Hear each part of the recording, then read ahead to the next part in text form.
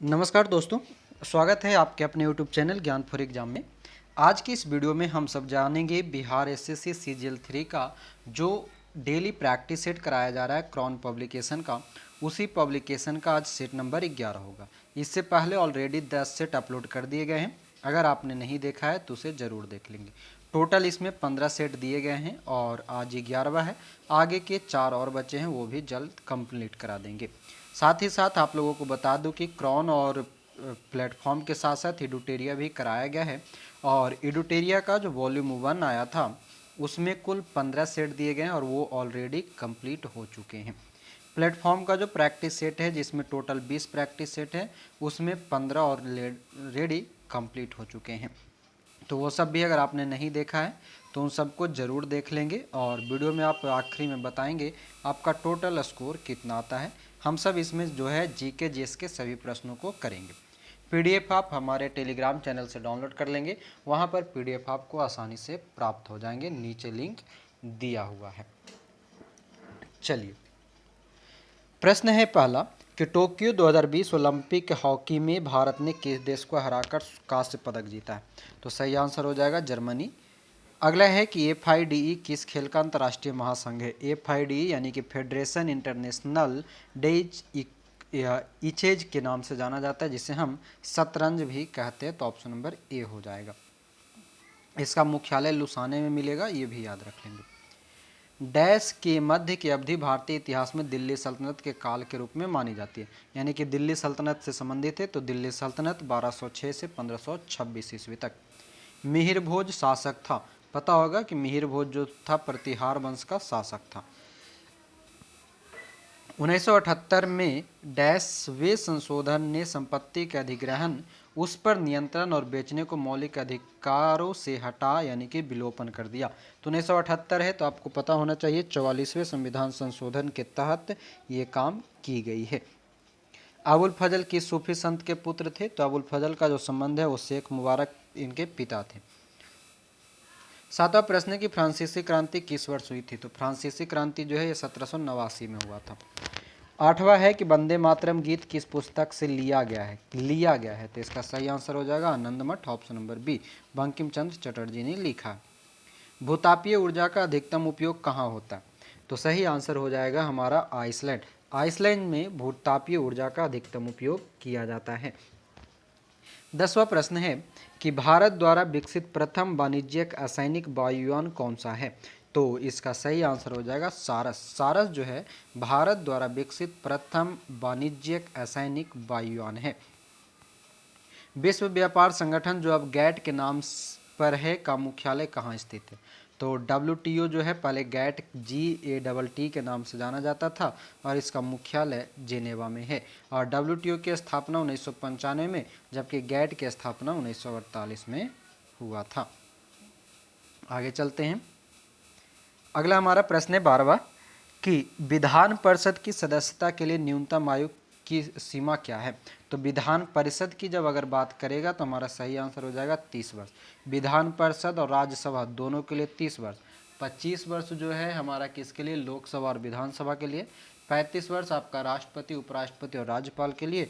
21 वर्ष जो है आपका ग्राम पंचायत और नगर पालिका के लिए होता है। आगे, बांग्लादेश का राष्ट्रीय गान अमार सुनार बांग्ला किसने लिखा था? तो किसने लिखा है? तो रविन्द्रनाथ टैगोर ने लिखा है। भारतीय वानिकी संस्थान भारत के किस शहर में स्थित है? वानिकी संस्थान, तो इसका सही आंसर हो जाएगा देहरादून। वन अनुसंधान का बात कर रहा है। 15 नंबर है कि दीनदयाल रसोई योजना जिसके तहत केवल 5 रुपये में भोजन उपलब्ध कराया जाएगा, 6 अप्रैल 2017 को किस राज्य द्वारा आरंभ की गई है? कैरेंट का प्रश्न मगर बहुत पुराना डाल दिया। मध्य प्रदेश में है दीनदयाल रसोई योजना।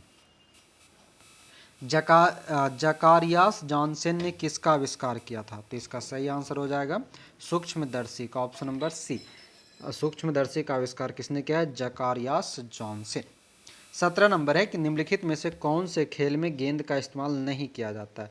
नहीं किया जाएगा, तो बैडमिंटन में गेंद का इस्तेमाल नहीं होता, बाकी फुटबॉल, क्रिकेट और टेनिस में होता है।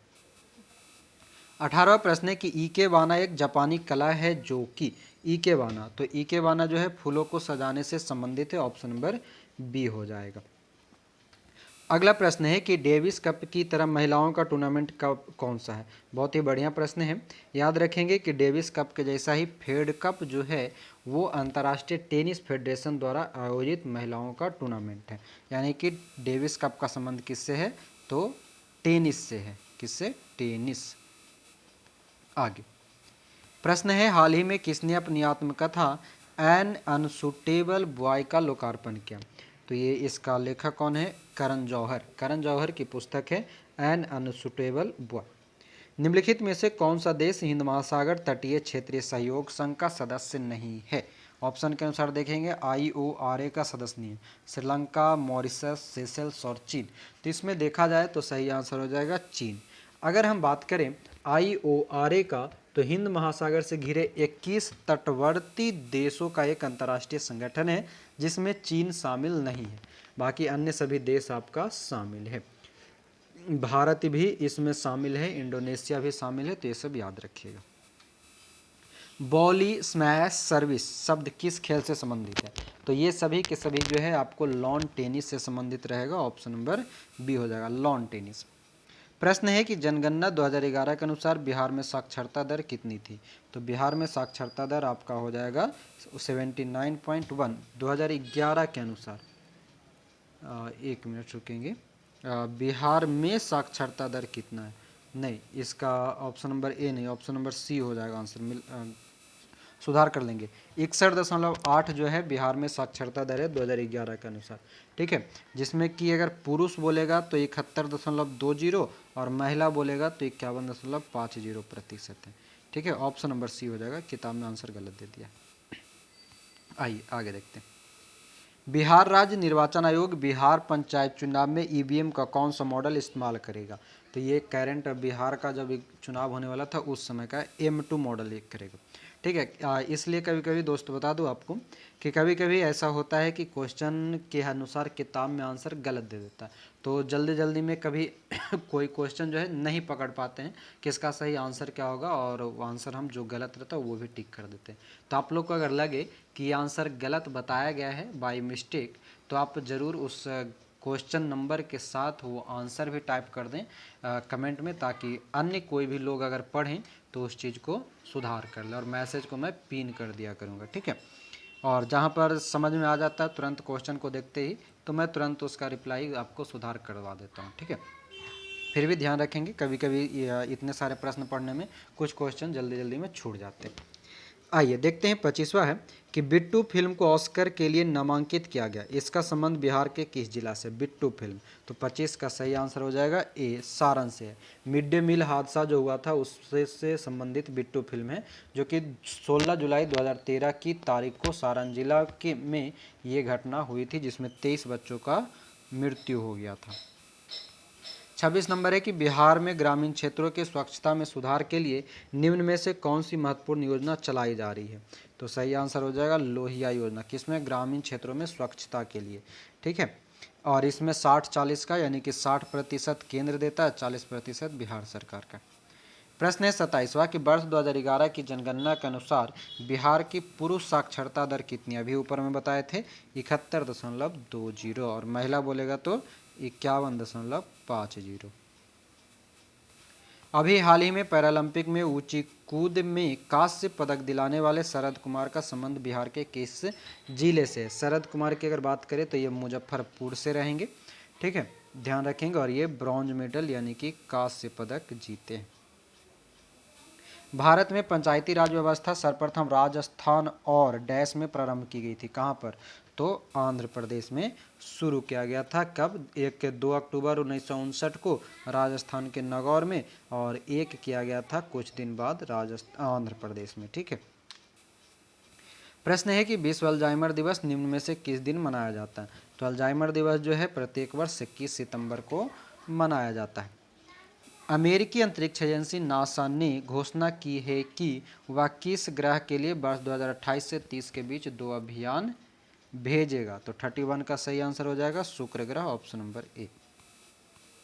धुबरी फुलवाड़ी पुल जो हाल ही में खबरों में था किस नदी पर बनाया जाएगा। तो इसका सही आंसर हो जाएगा ब्रह्मपुत्रा नदी। डस्टलिक भारत और किस देश के बीच एक सैन्य अभ्यास है। तो डस्टलिक आपका सैन्य अभ्यास हो जाएगा उज्बेकिस्तान। स्मार्ट सिटी मिशन के तहत बिहार के कितने शहर को चुना गया है? तो 34 का सही आंसर हो जाएगा B, option number 4। Smart city mission के तहत बिहार के 4 शहर को चुना गया है। कौन कौन सा? तो पटना, भागलपुर, बिहार शरीफ और मुजफ्फरपुर।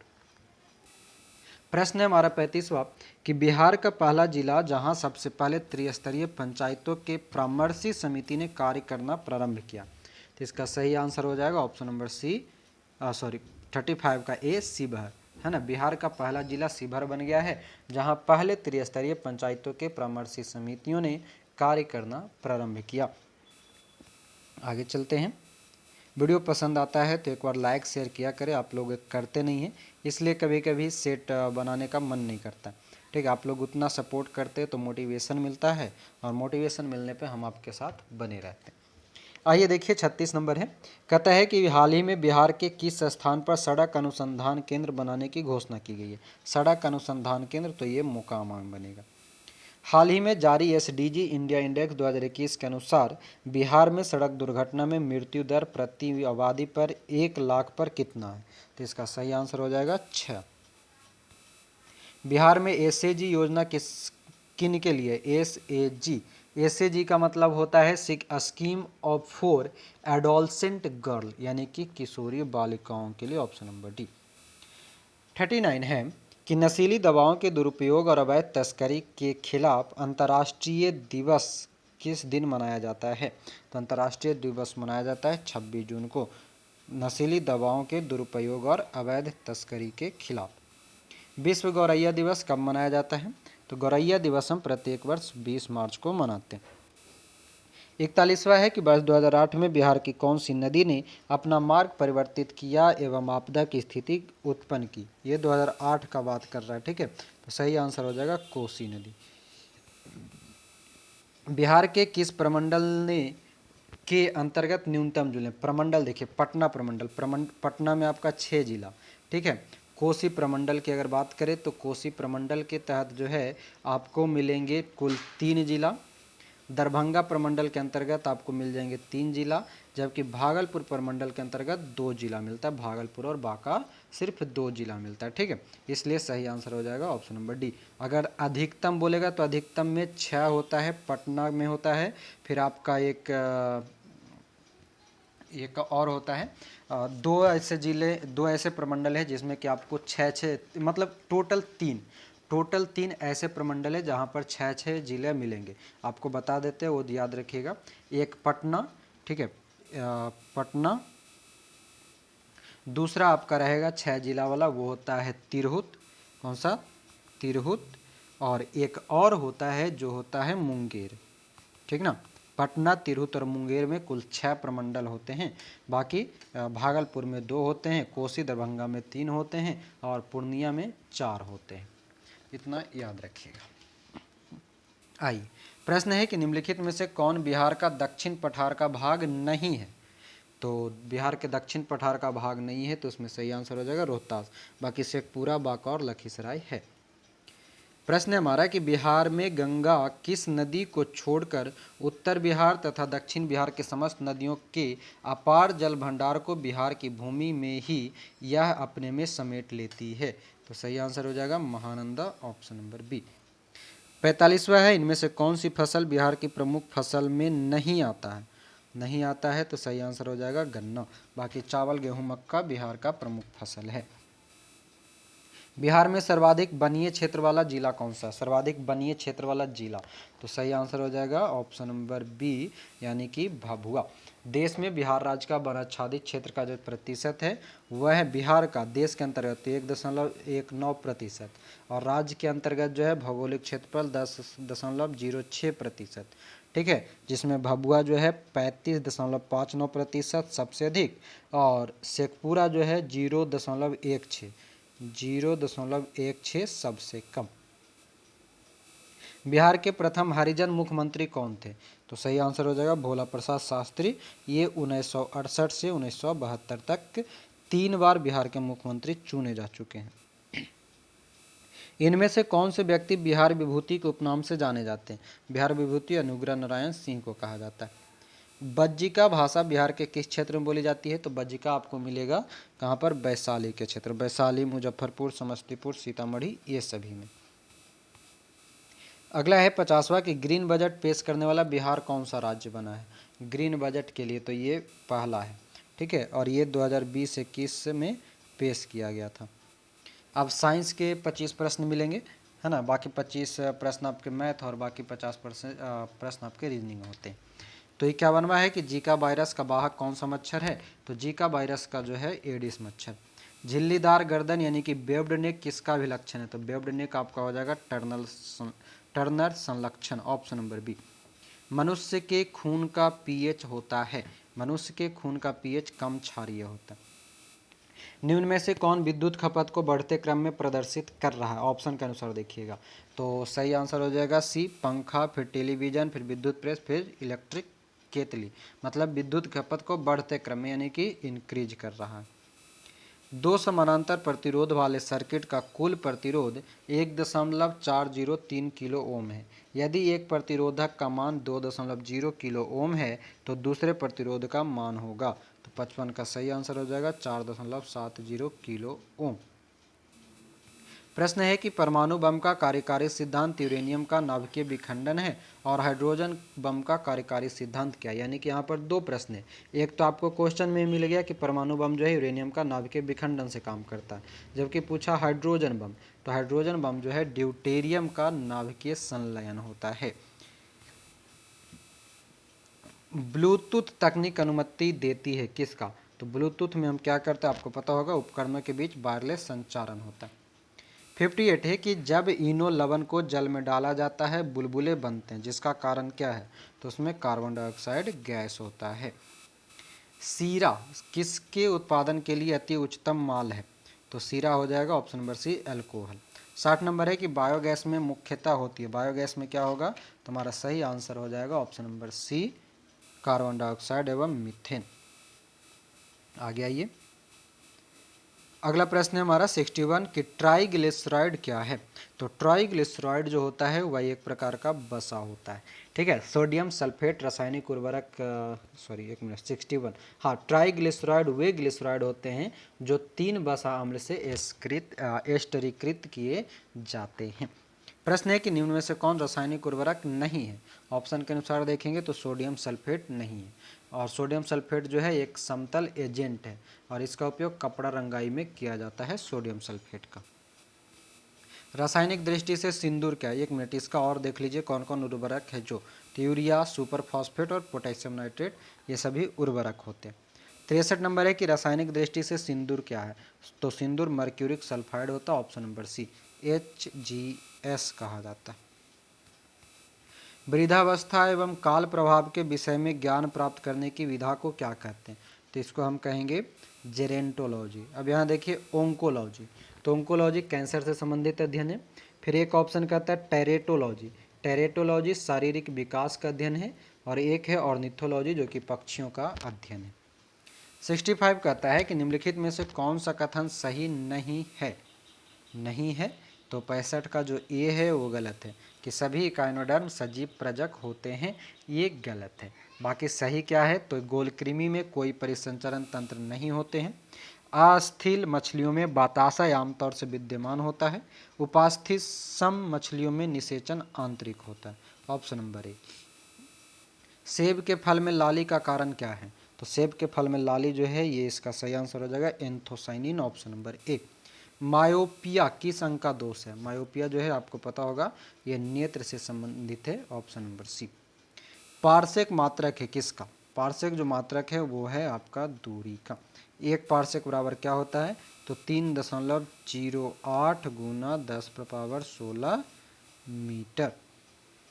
आगे, निम्नलिखित में से कौन सी राशि सदिश नहीं? ऑप्शन के अनुसार देखेंगे सदिश नहीं यानी कि वेक्टर नहीं, यानी कि आपको अदिश खोजना है।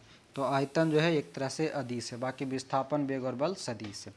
बर्फ जमी झील के अंदर मछलियां जीवित रहती है क्योंकि झील की तली पर जल नहीं जम पाता।